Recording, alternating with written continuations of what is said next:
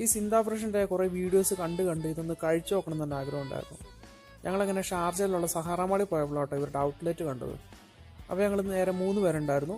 നേരെ പോയൊരു 3 പായസം കുടിക്കാമെന്ന് വിചാരിച്ചു. അപ്പം ഞങ്ങൾ 2 പേര് ചിൽഡ് പായസവും മറ്റേ കൂടെയുള്ള ആൾ ഒരു നോർമൽ പായസം ഓർഡർ ചെയ്തു.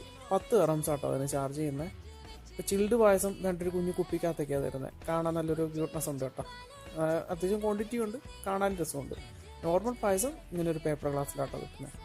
അപ്പോൾ ഞങ്ങൾ പായസമായിട്ട് നേരെ ഫുഡ് കോർട്ടിൽ പോയി നന്നായിട്ടൊന്ന് ഷെയ്ക്ക് ചെയ്തിട്ടൊന്ന് കുടിച്ച് നോക്കി. സാധനം കൊള്ളായിരുന്നു കേട്ടോ. നല്ല ടേസ്റ്റ് ഉണ്ടായിരുന്നു. ഒന്നാമത് ചിൽഡും കൂടെ അതിൻ്റെ പേരിൽ അതിൻ്റെ ഒരു ടേസ്റ്റ് ഉണ്ടായിരുന്നു.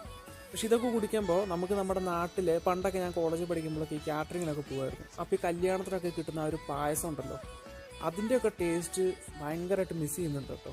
പക്ഷെ ഇത് കൊള്ളത്തില്ലെന്നല്ല, ഇത് അടിപൊളിയായിരുന്നു. പക്ഷെ ആ മെമ്മറീസൊക്കെ പെട്ടെന്ന് കയറി വന്നു. ഇതെന്തായാലും നല്ലൊരു ഐറ്റം ആയിരുന്നു കേട്ടോ. സംഭവം കൊള്ളാം.